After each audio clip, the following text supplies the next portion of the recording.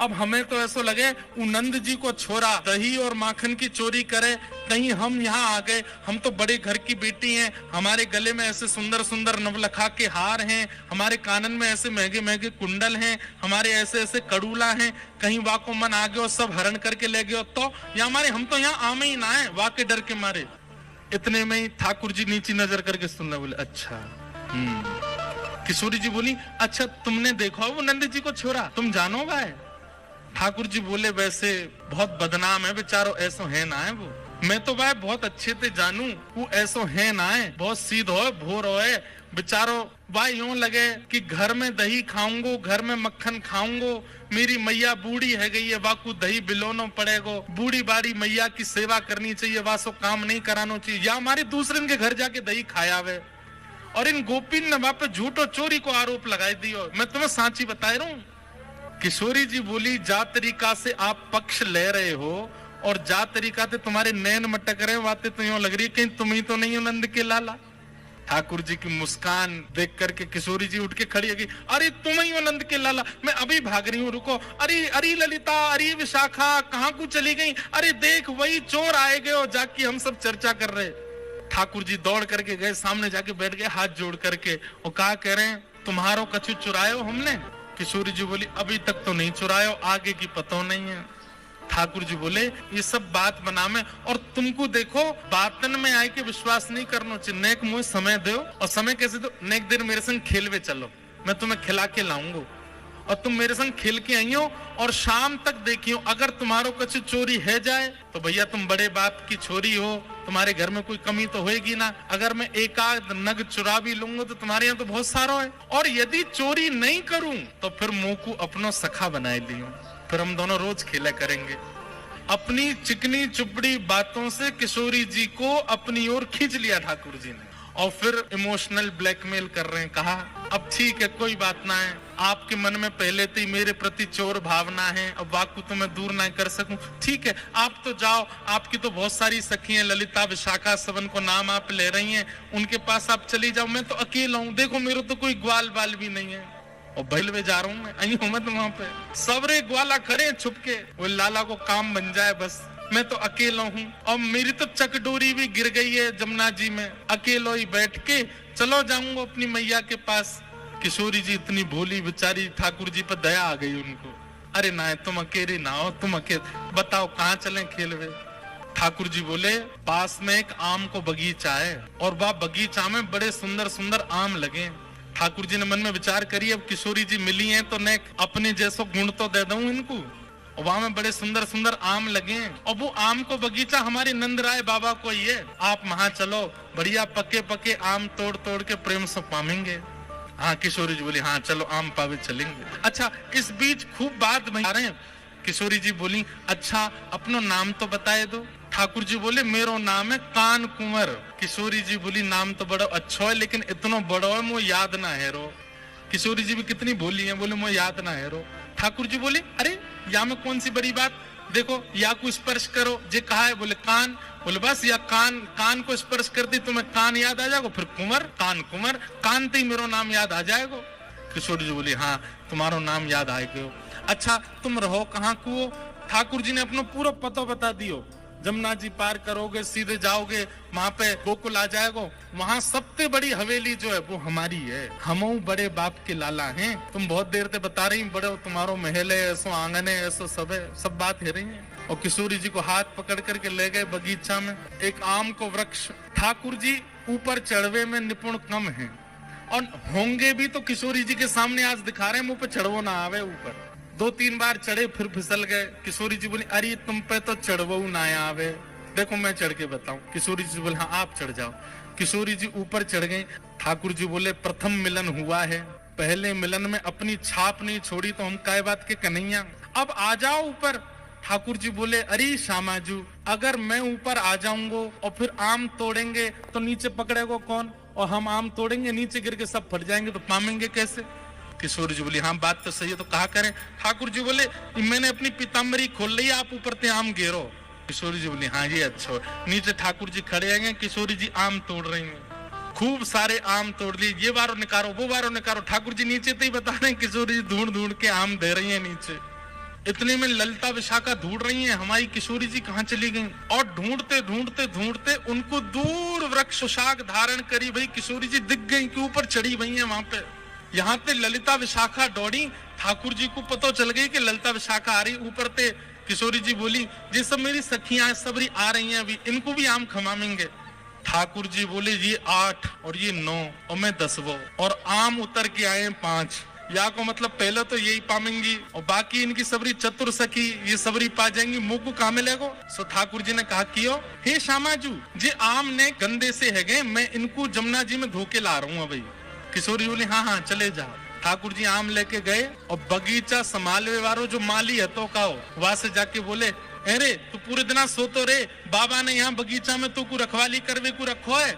अरे नाय लाला ऐसी बात ना तेरी बाबा तो जाके शिकायत करूंगा, ना कछु मत कहियो। देख 9 चोरनी आई है हमारे बगीचा में और सबरी आम चुरा चुरा के ले जा रही, मैं छीन के लाया हूं उनते। 8 तो नीचे उतरी आई, एक अबे ऊपर चढ़ी हुई है, जा देख ले उन्हें। इतने में ही महाराज बगीचा को मालिक आयो आकर के जैसे ही माने जो दूर ते चिल्लाना शुरू, अरे चोर आ गए चोर आ गए। इतनी में ललिता विशाखा आई जल्दी से किशोरी जी को नहीं। किशोरी जी बोली अरे वो कान कुंवर आए रहे होगो, कान कुंवर आए रहे होगो। ललिता जी बोली भागो यहाँ ते, जान बचाओ। जैसे तैसे किशोरी जी को लेकर के भागी वहां ते। ठाकुर जी प्रेम से अब आनंद में आगे बोले हाँ अब नेक बढ़िया हुआ ना, छाप छूट गई ने। ये प्रथम लीला है, प्रथम मिलन है किशोरी जी और ठाकुर जी का। लेकिन लीला तो कर दी, लेकिन यहाँ स्थिति ये हो गई कि ठाकुर जी वापस गए और ठाकुर जी के मन में किशोरी जी की रूप माधुरी ऐसी बस गई है, वो नेत्र, वो नासिका, वो मुखमंडल, वो कान, वो चाल, वो बोली, वो सब ठाकुर जी के मन में ऐसी घर करके बैठ गई है कि अब कोई और सुहा नहीं रहे है। छोटे से ठाकुर जी 5 वर्ष के लाला ऐसे गुमसुम चुपचाप बैठे हैं, चलते चलते हंस रहे हैं, बैठे बैठे मुस्कुरा रहे हैं। जैसे एक प्रेमी की स्थिति हो जाती है, नेक से ठाकुर जी की वैसी स्थिति है। और वही स्थिति हो गई है किशोरी जी की। एक बार ठाकुर जी श्यामा सखी बन करके गए। ठाकुर जी विचार करके गए मैं जाके किशोरी जी के मन की देख के तो आऊं, ये मेरे सामने तो प्रिय प्रिय बोले मोए, मेरे बिना ये मोए मेरे बारे में कहा बोले, मैं एक बार सुन के तो आऊं। नीचे लहंगा पहनो है, ऊपर चुनरी पहनी, बिल्कुल यहाँ तक पूरी चुनरी लगा ली है, हाथन में बढ़िया चूड़ी पहनी है, कानन में कुंडल पहने हैं, क्षुद्र घंटे का यशोदा मैया ने पहनाई, वहां में छोटी छोटी घंटी लग रही है, वह कौंधनी बना करके कमर में पहनी है, पामन में पाजेब पहने। ठाकुर जी गए श्यामा सखी बन करके किशोरी जी के पास, बरसाने में प्रवेश कियो। सबरी गोपी के आहा कैसी मनोहर चाल है, नेक सी गोपी कैसी मटक मटक के चल रही है। अरे सखी तू कौन की लाली है? ठाकुर जी तेज तो है बोलने में, जो पूछे तू कौन की लाली, बोले तेरी हूँ, भूल गई। अरे बड़ी चपड़ चपड़ बोला है। पहुंच गए ठाकुर जी बरसाने। बरसाने में द्वार पर जाकर के सखीन से बोले मुझको भीतर जान दो। सखी बोली कौन हो तुम? बोली मैं श्यामा सखी हूँ। कहाँ ते आई हो? पास के गांव नंदगाम ते आई हूँ और मुझ किशोरी जी ते बहुत जरूरी बात करनी है, मुझको मिलवाओ। सखी ने बोली भानु बाबा के पास। किशोरी जी सिंहासन पर विराज रही हैं और श्याम सुंदर भीतर आ रहे हैं। जैसे ही द्वार से भीतर आनो भयो, किशोरी जी तो कहें अरे सखी या की चाल तो देख कितनी बढ़िया है। ललिता विशाखा बोली हाँ चाल तो बढ़िया है। अरे देखियो या की कमर कैसी सुंदर लग रही है। ललिता विशाखा बोली श्री जी आपको पहली बार कोई सखी पर मोहित रहते हुए ना कही। अब इनके पक्ष में चली गई। लाला तेरे काज एक बहुत सुंदर छोरी देखी है मैंने और तो ले जावे आई हूँ, माँ चल मेरे संग। ठाकुर जी बोले कौन सी छोरी है? बोले अपने बरसाने में। बोले बरसाने में भानु बाबा की छोरी राधा रानी। पूर्णमासी बोले हम जाने तो तू सब है, बस बात बनावे। लाला माँ सबरी चर्चा कर रही है तो देखनो चाहे एक बार। तो वो सबरी तो कह रही तुम कैसे उछल बल के लिया, लेकिन लाला तो मैं बता दूं स्पष्ट बात, तू मेरे संग राजी राजी चलो चल, वहां पे सबरी सखीन को तो दिखा लाऊंगी, तेरो ब्याह है जाएगा, बढ़िया प्रेम ते रहियो। फिर मन सुखा बोलो ऐसे नहीं जाएगा लाला हमारो, पहले मेरे काजी भी छोरी बताओ, जब मेरो ब्याह भी पक्को बताई दोगी तब लाला जावेगा और मैं संग जाऊंगा। पूर्णमासी बोले तो बिल्कुल ना लेके जाऊंगी। मन सुखा बोलो मैं तो जाऊंगा लाला, अकेले छोड़, यशोदा मैया ने जिम्मेवारी दे रखी है हमें, लाला एक क्षण के काज भी अकेले नहीं रहेगो, हम तो संग जाएंगे। पूर्णमासी बोली अब लाला देख देरी मत करे, रात बात है जाएगी, फिर सब तो ढूंढेंगे, तू जल्दी चल मेरे संग बरसाने। और माँ सबरे तेरी प्रतीक्षा कर रहे हैं। ठाकुर जी बोले नहीं, एक बार यूँ बताए तो मैं कैसा लग रहा हूँ। पूर्णमासी बोली लाला बहुत सुंदर लग रहा हो, बहुत चोखा लग रहा हो, बिल्कुल एकदम बढ़िया। अभी गैया चरा रहे हैं, गोबर लगाए जगह जगह पे, लेकिन फिर पूर्णमासी कह रही बहुत बढ़िया लग रहा हो लाला, ऐसी चलो चल। मनसुखा बोलो हम बता दे हम कैसे लग रहे हैं। तू तो ऐसा लग रहा हो कोई बंदर नहा के आयो हो, बाकी सबरे बाल चिपक जाए। मनसुखा बोला तुम मुझे ज्यादा ना बोल रही, यो ना पता कि लाला अगर मैं इशारो कर दूंगा तो जावे को नहीं बरसाने की ओर। पूर्णमासी बोली तू कर दे इशारो एक बार या मनसुखा बोलो लाला तू बरसानो नहीं जाएगो। पूर्णमासी बोली लाला संध्या हरी जल्दी चल। सोई ठाकुर जी चल दिए। मनसुखा बोलो लाला तेने बढ़िया हमारी यारी नभाई है, हमने हम एक बार हमारी बात मान जा तो रुक जा तो नहीं। बोले अरे ब्याह के काज में 6 महीना ते इंतजार कर रहा हूँ, जैसे तैसे हेरो तो है ना देखो, तेरी बात बाद में मान लूंगा मैं, अभी जान दे। मनसुखा बोलो मैं भी चलूंगा। खूब पूर्णमासी ने मना करी, लेकिन मनसुखा बोलो मेरे बिना नहीं जाएगा, मैं चलूंगा। मनसुखा भी गयो। मनसुखा रास्ता में बोलो कैसो दिन आ गए हो भैया, बता दुल्हा पैदल पैदल जा रहा है, अरे कोई बैलगाड़ी तो मंगा ले, कोई घोड़ा तो मंगा ले, कोई ऊंट तो मंगा ले। पूर्णमासी बोली तुम जैसे इनके ब्याह है रहे यही बहुत बड़ी बात है, पैदल ही चल दो। बोले देख मैं तो पैदल चलूंगा, लेकिन लाला पैदल इतना दूर बरसानो पैदल थोड़ी जाएगा। या के काजे अब तेरे काजे ऊंट कहाँ ते लाऊं मैं, तेरे काजे घोड़ी कहाँ ते लाऊं मैं। मनसुखा बोलो वैसे जरूरत तो ना है, तुम नेक और झुक जाओ तो तुम ही काफी हो, तुम पे बैठ जाओ। थोड़ी तो झुकी भाई हो, नेक और झुक जाओ। लेकिन पूर्ण ब्रज में सबको सुख मिलता है ठाकुर जी के साथ। पूर्णमासी नेक और झुक गई, ठाकुर जी अपने कंधा पे बैठा लिए, दोनों तरफ पैर लटका करके ठाकुर जी मुंह दिखाई करवे जा रहे हैं, अपना ही मुंह दिखावे जा रहे हैं। पूर्णमासी करी लाला पहली बार आयो बरसाने। ठाकुर जी कह रहे हैं हाँ पहली बार आयो हूँ। बोले हाँ प्रत्यक्ष रूप में तो पहली बार लाला आयो है, वैसे तुझन कितनी बार आ चुको। खुद ही कंधा पे बैठे बैठे रास्ता बता रहे, आगे ते बाएं मुड़ जाइयो, यहाँ ते दाएं मुड़ जाइयो, यहाँ ते सीधे चलियो वही है। अच्छा पहली बार आयो तू। ठाकुर जी बोले ना आ चुका हूँ, लेकिन स्वप्न में आयो, स्वप्न में देखो मैंने बरसाना। लेकिन जैसे ही ठाकुर जी पहुंचे बरसाने, हर घर में मानो जैसे आनंद की अपने आप लहर छाने लगी, चंदन की सुगंधी आने लगी, शीतल वायु सबके अंग को स्पर्श करके आह्लाद प्रकट करने लगी। जिस रूप माधुरी का दर्शन आज तक नंदगांव गोकुल की गोपियां करती थी, आज उस रूप माधुरी का दर्शन बरसाने की गोपियां कर रही हैं। हर घर में गोपियां अपनी अटारियों पर खिड़कियों पर आकर के खड़ी हो गई हैं, श्याम सुंदर की मनोहर झांकी को देख रही हैं। पूर्णमासी जैसे ठाकुर जी को लेकर के कीर्ति भवन में पहुंची है, आहा सामने से कीर्ति मैया ने पहली बार लाला को देखो है। क्या रूप झांकी, क्या ठाकुर जी के सुंदर नेत्र, क्या ठाकुर जी की छवि। कीर्ति मैया को इतने भागे, मन तो हुआ कि अभी गोद से उतारूं, अभी भामर पड़वा के ब्याह कर दूं लाली को।